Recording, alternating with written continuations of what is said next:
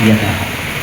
Demi Allah, jangankan anaknya Bani Mahsub, anaknya Fatimah anaknya Muhammad itu kalau mencuri dan terbukti dan potong tangan. Kenapa Rasul? Karena biar negara ini terjaga dan terpelihara tidak bubar. Jadi ketidakadilan, saudara, berdasar semangat hadis Nabi ini, sejak jauh sebelum Nabi selalu membuktikan kehancuran bangsa-bangsa itu karena ketidakadilan.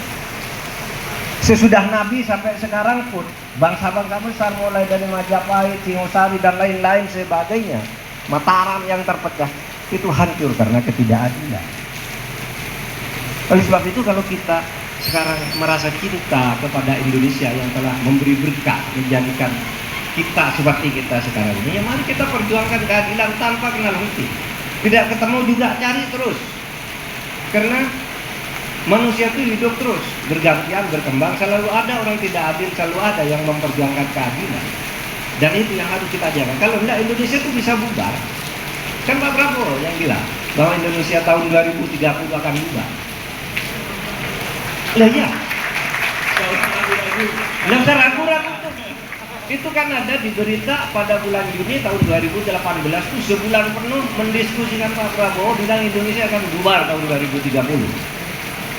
Kenapa? Karena ketidakadilan. Nah sekarang sudah diperjuangkan belum nih oleh Pak Prabowo? Kita tanya bersama-sama. Gitu. Karena seperti kata Ustaz Topan tadi, Indonesia itu merdeka. Kalau kita lihat pembukaan Undang-Undang Dasar, pembukaannya saja itu ada 4 kata adil dan keadilan. Alinea 1, pri kemanusiaan dan pri keadilan. Mengapa kita merdeka? Untuk mengangkat martabat manusia Indonesia, karena penjajahan itu melanggar pri kemanusiaan dan pri keadilan. Yang kedua, mengatakan Indonesia telah sampai ke depan itu gerbang kemerdekaan yang merdeka, bersatu, berdaulat, adil. Itu alinea 2. Alinea 3 tidak ada kata adil, tapi alinea 4 ada 2 kata adil, yaitu kemanusiaan yang adil dan beradab dan keadilan sosial. Dari pembukaan saja sudah ada kata 4. Karena kita memang merdeka itu membangun keadilan. Keadilan itu apa sih? Keadilan itu sederhana, ya. Qad usyai'in ala mahallihi, meletakkan sesuatu sesuai dengan porsinya. Meletakkan sesuatu pada tempatnya. Anda punya hak ini harus diberikan, harus dilindungi hak-hak saudara-saudara itu, hak kita semuanya. Nah saudara sekalian, ini sebagai masih banyak ya saya? Oke, kalau gitu. Saya kira cuma sebentar. Dipanjangin terus dong. Nah, saudara sekalian, saya melihat sekarang ini perkembangan negara kita ini memang menghadapi hal-hal yang menurut saya cukup serius. Karena pertama begini, fungsi pengadilan yang sekarang ini, saudara, sekarang ini mafia peradilan itu terjadi di mana-mana, bukan semakin hilang. Coba seperti saya katakan tadi, saya baru saja menerima laporan dari seorang ibu bernama Komang. Ibu Komang ini Chinese, punya kekayaan di Bekasi, tanah sebesar 2,5 hektar itu diambil orang karena tidak ditempati jauh, itu diambil, sertifikatnya udah berubah. Sudah sertifikat berubah, dia disuruh ke pengadilan, di pengadilan menang sampai kasasi, PK menang lagi. Sesudah menang mau eksekusi, muncul lagi penggugat baru atas tanah itu, kalah lagi. Nah, pokoknya dia sudah menang terus. Ini pada tahun 2017 itu datang ke saya, minta tolong karena tidak bisa dieksekusi. Kenapa? Kejaksaan tidak bisa mengeksekusi. Kenapa? Ini putusannya udah jelas, udahlah gampang, saya bilang. Saya panggil teman lah yang punya jalur ke kejaksaan itu. Gampang Pak ini? Pasti. Betapa? Sudah tolong dong. Begitu saya minta tolong dong ke kejaksaan. Ini tahun 2017. Punyanya Bu Komang ini kan hak dia. Ada ahli warisnya banyak yang harus segera membagi harta ini. Itu sudah dia, udah Pak, saya sanggup nih, sanggup, jalan. Sudah itu datang saya, Pak. Backingnya terlalu kuat Pak, kami tidak bisa. Itu 2017. Nah kemarin 4 hari yang lalu datang lagi kepada saya, ternyata tuh belum selesai. 2017, padahal sebelumnya udah perkara lama, 2017 sampai sekarang nih, sampai sekarang tahun 2026 belum selesai. Kirim surat lagi ke Mahkamah Agung, ke Kejaksaan, terus tembusannya disampaikan ke saya. Terus gimana cara menyelesaikannya? Teman saya nih, Pak Louis Shihab, Menteri Luar Negeri. Sekarang nih, kasusnya sekarang nih, dia punya tanah di Bekasi juga. Karena dia tanah investasi, tiba-tiba hilang. Berpindah ke orang lain tanahnya. Berpindah. Tanya, Pak ini kan tanah saya. Ya udahlah, ke pengadilan. Nah, sekarang tanah itu modelnya gitu. Tanah dicuri dulu, lalu disuruh ke pengadilan. Nanti hakimnya disogok, yang punya itu kalah. Hati-hati, saudara yang punya tanah itu sertifikat itu dicek, sering-sering dicek. Kadang-kadang tanpa Anda tahu itu sudah pindah tanah, dan ketika mau diambil itu disuruh pengadilan, dan kalau sudah ke pengadilan kalah. Jangan-jangan kita yang orang kecil itu Pak Yusuf Kalla itu tanahnya hilang.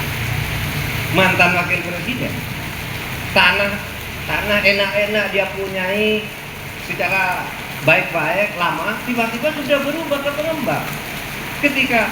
Ketika dia mau ini mengambil tanah, disuruh ke pengadilan. Caranya gimana? Caranya disuruh menggugat masyarakat yang mengaku mengklaim tanah itu. Karena itu disuruh klaim masyarakat itu dibayar oleh pengembang jahat. Gitu. Banyak. Yang Pak Alwi juga begitu. Tanahnya diambil, sudah itu berkara ke pengadilan, menang, mau eksekusi, ada gugatan lagi, menang lagi, mau dieksekusi lagi, lalu apa? Diminta uang. Ini ceritanya. Pak Alwinya masih hidup, sekarang masih bagus. Minta uang, minta berapa? Eksekusi. Ini kan sudah menang, kalau minta eksekusi, minta sekian miliar untuk eksekusi. Caranya gimana? Caranya petugas pembuat perintah eksekusi, operasional eksekusi itu kan di pengadilan negeri. Nah ketika dia minta eksekusi, yang menemui orang lain di sini ini tidak mau nemui, ya ini minta uang. Nah ini datang ke saya telepon Mahkamah Agung, Pak itu eksekusi tanah itu berapa? Cuma paling 5 juta katanya, paling banyak. Loh ini kalau diminta sekian miliar, wah sudah menghadap ke pengadilan. Lalu saya kasih nota, menghadap langsung ketua pengadilannya, langsung perintah eksekusi, namanya. Ternyata petugas-petugas di depan itu main dengan calo, tidak mau menemui orang yang punya urusan, disuruh urus dia. Lalu kalau ada apa-apa yang disalahkan calonya itu. Itu. Terakhir, seorang datang ke saya. Sekarang ini sedang di Kejaksaan Agung. Dia menang perkara, terlibat dalam perdagangan kripto. Kemudian terjadi penyelewengan, lalu dia berperkara menang lah. Itu sudah menang. Keputusan pengadilan apa? Keputusan pengadilan, ya, tersangka ini harus mengembalikan uang ke pelapor ini, ke korban ini 214 miliar. 214 miliar. Dari mana uang itu? Uang itu sudah dititipkan oleh polisi ke Kejaksaan Agung. Ini uangnya sekian, bentuknya ini, gitu. Nanti kalau ini menang, kembalikan uangnya. Kalau enggak, ya nanti bagaimana bisa masuk ke negara. Ini menang, ternyata sesudah mau diminta uang itu sudah enggak ada di Kejaksaan. Uang katanya itu hilang. Itu sebabnya saya kirim nota ke Kejaksaan Agung, ya ada kasus ini loh, perkara nomor sekian lalu. Kan ada minggu lalu ke Kejaksaan Agung bilang, mengakui bahwa banyak barang-barang sitaan itu dipergunakan oleh anak-anak nakal, oleh jaksa-jaksa nakal di kejaksaan. Nah ini saudara keadaan kita sekarang. Oleh sebab itu, ya kalau kita cinta kepada bangsa ini dengan segala kelebihan dan kekurangannya, mari kita perjuangkan keadilan ini. Karena apa? Karena Anda berkuasa sekarang. Untuk apa puasa itu? Puasa itu adalah la'allakum tattaqun, agar kalian bertakwa. Nah, takwa itu apa? Takwa itu banyak macamnya. Ada iman, lalu ada takwa. Takwa itu implementasi dari iman. Nah, salah satu implementasi dari iman yang disebut bagian dari takwa itu adalah adil, keadilan. Ikdilu huwa aqrabu littaqwa. Berbuat adillah kamu, karena adil itulah yang lebih dekat kepada ketakwaan. Kalau kamu tidak adil itu bohong, itu takwa. Itu bohong. Ya. Nah, oleh sebab itu mari kita implementasikan ketakwaan kita ini mumpung bulan puasa, karena kita puasa kan ingin bertakwa. Lalu jangan hanya ibadah mahdoh. Ibadah mahdoh itu ya taraweh, ya sholat, ya tadarus, itu penting. Tapi jauh lebih penting dari itu ada bagaimana hidup kita di luar masjid itu tetap islami, tetap menjaga perilaku kita agar sesuai dengan ajaran Islam. Jangan kalau di masjid bertakwa, ada masjid pak ini kekurangan gitu ini nyembah, tapi di kantor dia korupsi. Itu takwanya hanya di masjid. Sama saudara pergi ke Mekah umroh, marah misalnya, benturan misalnya sama Pak Jenderal, benturan, wah,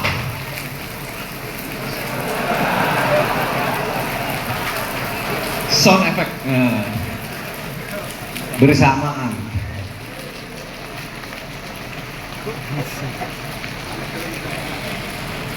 Kasus Nauru itu di tahun 70-an itu kayanya nauzubillah.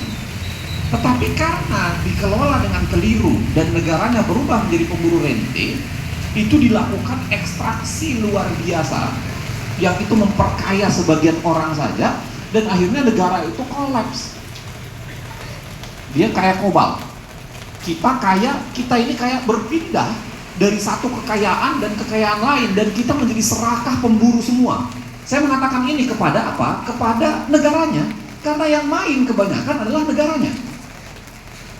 Dulu kita kaya minyak, semua lari ke minyak. Ya, kita mengalami windfall gain tahun 70-an, minyak itu gila-gilaan. Minyak habis, pindah ke batu bara. Batu bara mulai declining, pindah ke nikel dan pasir besi. Kalau Anda lihat daftar kekayaan orang-orang yang main di 3 sektor ini, 4 sektor ini, itu kebanyakan terafiliasi pada negara. Itu yang disebut dengan kutukan sumber daya alam. Kita kaya sumber daya alam, tapi kekayaan itu hanya dimainkan oleh orang-orang tertentu saja. Dan itu kebanyakan terafiliasi kepada negara. Karena negara ikut menjadi pemain.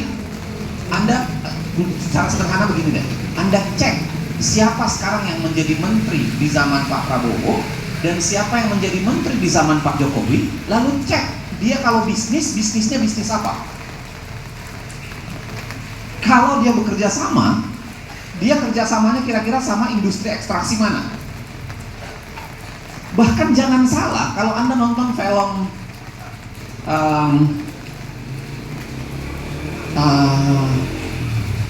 filmnya Mas Dandi itu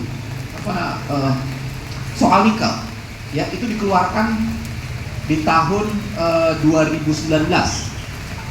Hampir semua kandidat presiden 2019 itu bohirnya sama-sama aja. Semua terkait tuh industri ekstraksi. Jadi Prabowo sama aja, Jokowi sama aja. Industri ekstraksi semua. Film itu menjelaskan secara detail 1 jam lebih, menjelaskan bahwa ini bisnisnya sama ini itu industrinya ya batu bara juga. Disebutlah beberapa nama-nama tertentu yang barangkali nggak enak juga kalau kita sebutkan di sini kan. Tapi kalau Anda bayangkan, coba Anda cek riset Tempo yang menyatakan bahwa apa? Hampir kebanyakan para anggota DPR kita itu sekaligus pemain tambang. Jelas kan? Loh, iya. Oh iya, tinggal berpindah saja. Sekarang kalau bukan pemain ekstraksi ya pemain proyek kan? Ya sekarang MBG lah lagi. Ada yang punya dapur, mungkin bisa studi banding sama Jawa Barat lebih efektif. MBG itu bohong besar kalau kita menghabiskan uang pendidikan. Itu ada dalam APBN 230 triliun.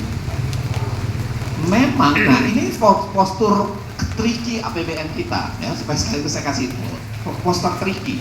Jadi kita itu rata-rata memang hampir 700 triliun dana pendidikan karena harga kewajibannya 20%. 500 sampai 700 triliun dana pendidikan. Tapi yang sampai ke pendidikan itu dipangkas memang, nggak banyak. Nah selebihnya itu lari kemana-mana tuh, membangun ini, menguatkan P3K dan lain-lain sebagainya. Nah ini yang kemudian hilang. Efisiensi yang banyak dilakukan itu 230 triliun itu dipakai di kasus MBG. Saya sekarang ini saya sebenarnya mau yang kedua nih. Tadi saya baru bicara satu ya soal orang-orang banyak yang ngelaporin soal P3K. P3K itu di banyak tempat sekarang, kasihan betul guru-guru P3K itu dan orang-orang P3K itu di banyak tempat dia dipaksa untuk menandatangani komitmen akan bekerja selama setahun, tapi hanya akan dibayar sebulan, 6 bulan. Karena duitnya nggak ada.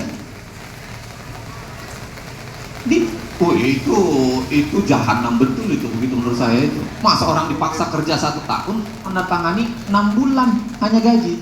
Dan kalau dia tidak mau terima itu, dia dikeluarkan dari P3K, diambil orang lain. Dengan mengatakan banyak yang mau. Coba bayangkan, zolim betul itu. Itu zolimnya bertingkat itu. Kalau di istilahnya film agak lain, itu makan babi yang sedang bunting itu kira-kira begitu, double dosanya. Ya kan? Sudah makan babi, babinya sedang hamil, bunting itu double dosanya, kira-kira begitu. Nah saya balik ke satu ya, jadi satu itu negara tidak serius, negara berubah menjadi pemburu renting. Ini yang menjelaskan begitu banyak hal. Contoh misalnya begini, coba Anda bayangkan. Kenapa ketika Jakarta itu sedang polusi banyak, yang dikeluarkan oleh Indonesia adalah memberikan insentif untuk pembelian mobil listrik dan motor listrik. 70 juta untuk mobil listrik dan sekitar belasan juta untuk motor listrik. Coba tebak kenapa? Karena sebagian pejabatnya main baterai listrik. Itu penyebabnya. Kalau kita belajar dari negara lain, nggak ada negara yang menggunakan pola sama. Yang biasanya dilakukan adalah subsidi itu dilakukan untuk transportasi supaya orang beralih dari mobil ke transportasi. Gitu loh. Jadi transportasi publik yang digratiskan. Ini kan enggak.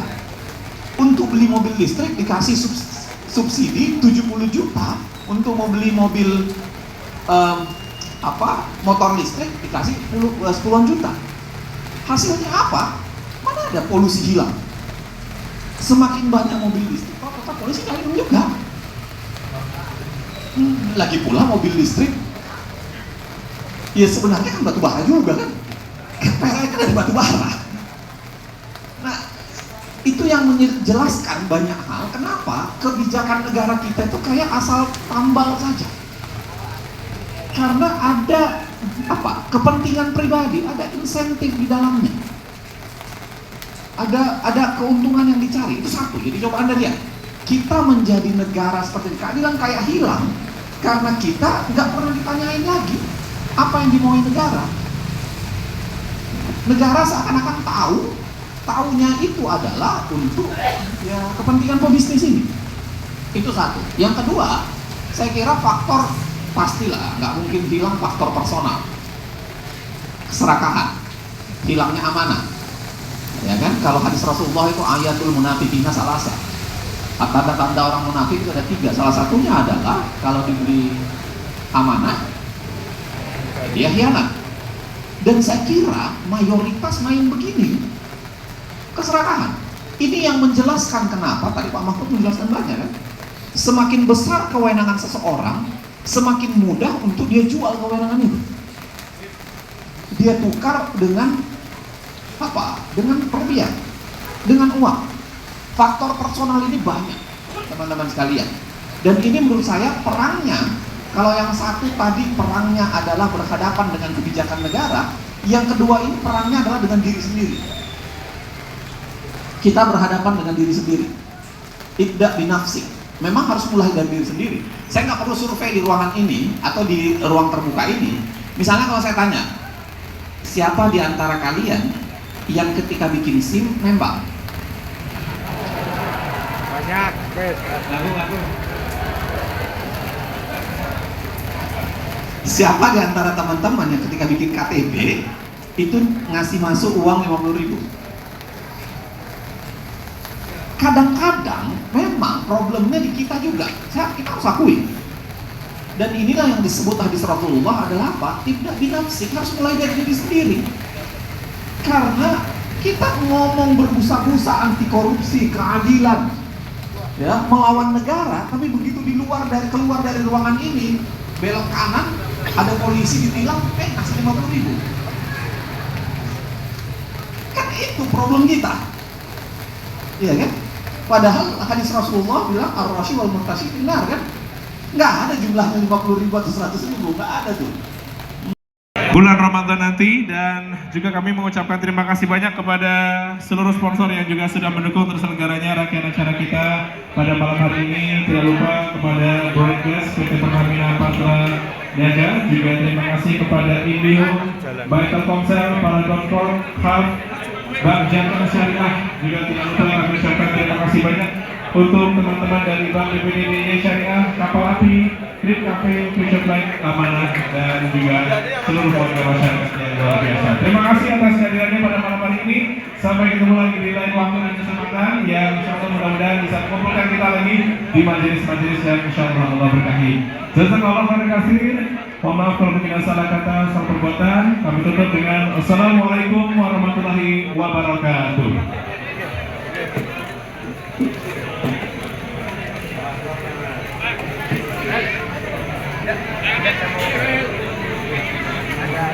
Ya.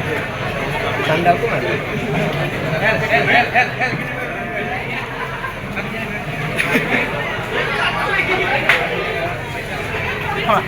Itu orang? Orang. Itu.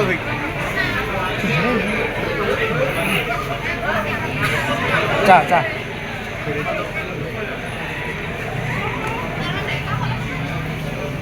Di kopi nih.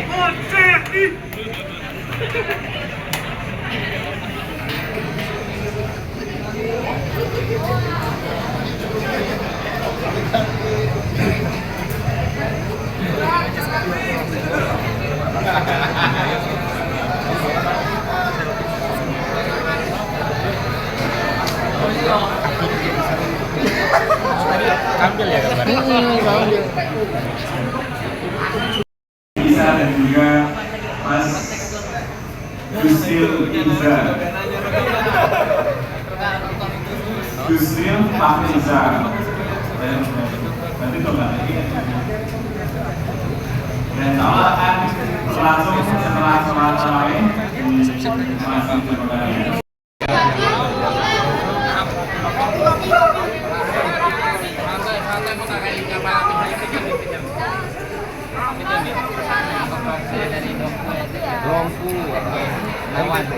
Pak Dava.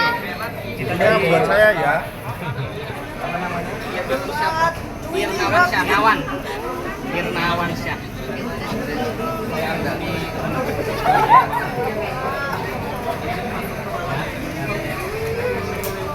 Ini anaknya Pak Fatul.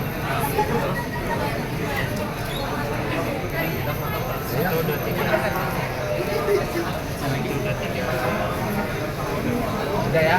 Udah, silakan Bro. Oke. Sana. Lewat sana ya? Iya, lewat sana, Pak. Lewat sini ya? Iya, iya.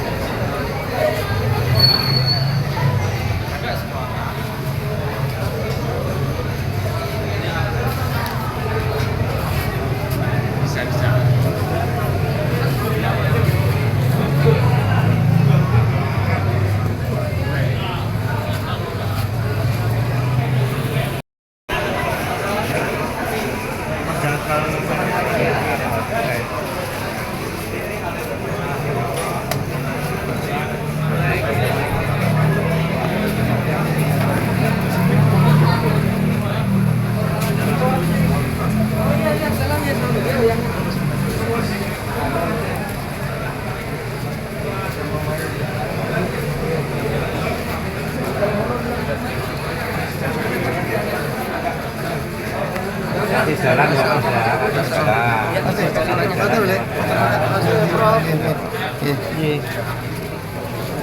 Aku juga terima kasih. Mohon izin Prof. Foto ayo Dad. Jadi dari Surabaya jauh-jauh. Ya, ayo. Namo dong, Pak. 1, 2, 3. Sebentar. 1, 2, 3. Surabaya sampai Bintang 1. Belikian dari mana? Iya. TNI AL. TNI AL Prof. Sudah pernah, Pak? Oh siap. Baru Makasih, jadi Pak. makanya semangat datang ke Prof Mahfud gitu. Ayo. Ayo dek, permisi dek.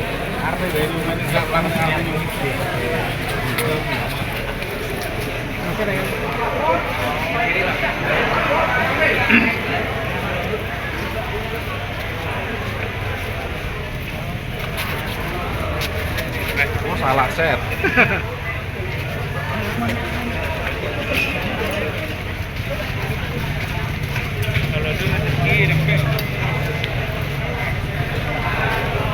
Aduh, kena HP ku kena air.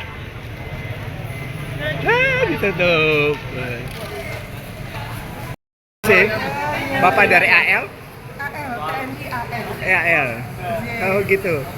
Oh, udah berapa tahun pensiun Pak? Sudah lama. Oh gitu ya. Pensiun apa? Jenderal bintang 1, 2? Bintang 1 ya. Wah, luar biasa. Dengan Pak siapa Pak?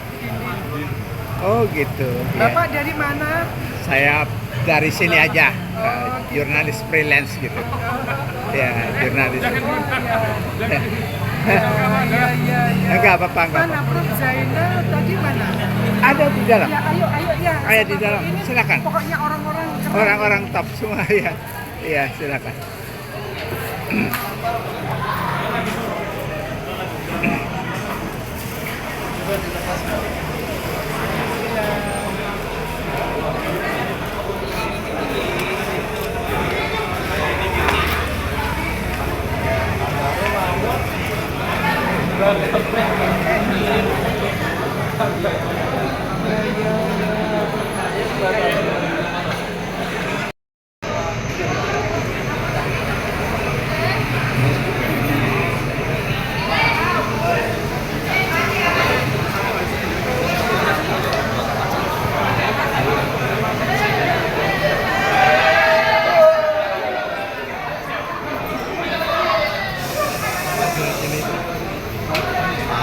Zainal permisi dari Surabaya.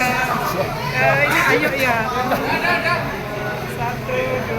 3. Senang dengan semua apa yang dijuangkan oleh Profesor JJ.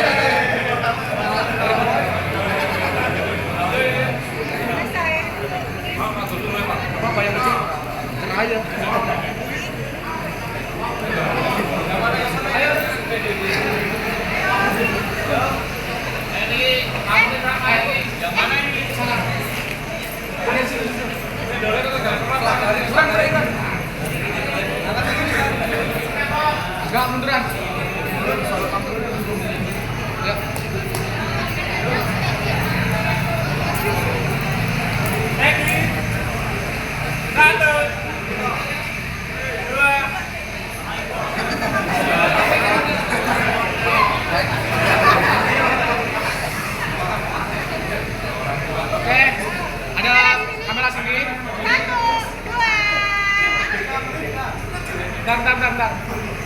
Oke. 1, 2, 3. Ikut.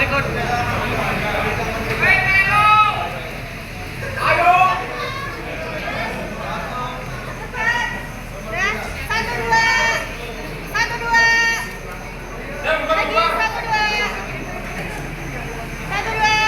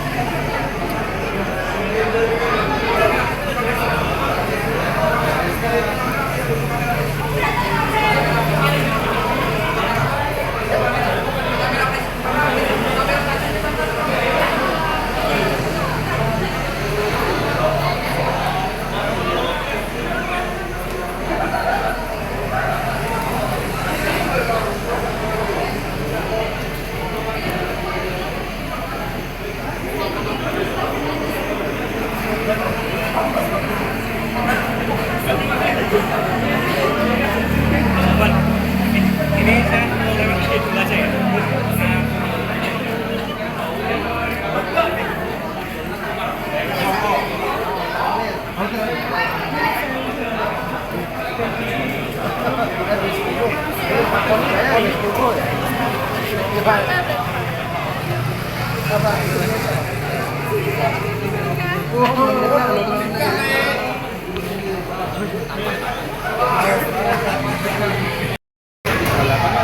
Sandal mana?